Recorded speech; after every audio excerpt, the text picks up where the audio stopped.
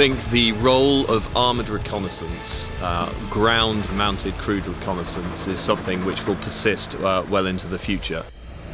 It's a capability which takes the fight to places where the enemy is not expecting it. We identified earlier in the year that we'd got a great opportunity to deploy a battle group and not just an individual squadron out to Germany. We got ourselves more vehicles than we normally have in our basic unit fleet. We managed to get 3 full squadrons out here with our headquarters and our echelon in support. It's not something this regiment has done for a long while. And there's a sort of key reason why we wanted to do that, which is all about bringing our level of competence back up to the right place where it should be, so that we can operate not just as individual subunits and squadrons, but actually integrate joint fires and effects and all the attachments that we need as a battle group. And doing that in Germany is even better for all sorts of reasons than just doing it in the UK. And what we wanted to do here, and it's something that you can do really well in Germany, is integrate 3 types of training estate, if you like, into a single exercise. So that's Sennlager training area, the private land around Sennlager training area, which has been granted to us for training by the local landowners, and then overlay on top of that the simulation of the CAT. So you've got a sort of contiguous area of ground, if you like, of about 5,000 square kilometres.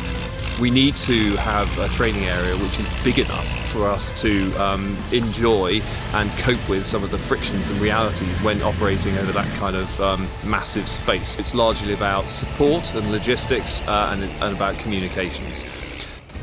So how do you support an organisation which is operating up to 100 kilometres in front of the front line in a fashion that ensures that it is able to continue to fight for as long as you need it to do so? And secondly, how do you communicate with that organisation at all? It forces you to grapple with some of those problems. You cannot wish away those problems when you actually have to communicate with people who are a long way away, and you actually have to feed, water and provide them with ammunition. Right at the start of organising this, we didn't want to just come out here as Royal Lancer soldiers. We wanted to group with the kind of other arms who we would expect to be part of the divisional level reconnaissance organisation. Rather than just being an individual unit which can do one thing, we became a group, a much more powerful organisation which has a large number of different capabilities, all operating within the same space, all operating to the same commander's intent, and we start to do something which is much more effective, much more capable and much more powerful. And therefore that's been great training for us, but I would argue also great training for some of the attachments who have worked with us. And then on the multinational side, we've been really privileged to work with 2 key allies, so with the Germans and with the Danes. Germans have supported us brilliantly with ground forces who've provided an opposing force, especially when we were out on the private land. But they've also provided a really large amount of air, who we have integrated into our exercise scenario throughout. This starts to, at this kind of level, make NATO integration feel real.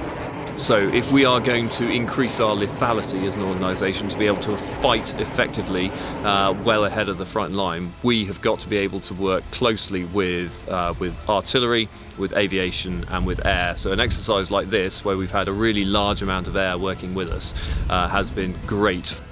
You can't see them in the vehicles behind me, but attached to the back of each one of those is something called an N-Law bracket, which was one of the regiment's innovations last year. What that allows us to do is to enhance the lethality of the CVRT scimitar by having a readily accessible N-Law for the commander or the gunner to be able to detach rapidly. Really great to see some of those innovations that we've been working on for a long time in barracks coming to life, and really keen now to sort of scale that up and send them out across the field army and get everyone doing the same sort of thing.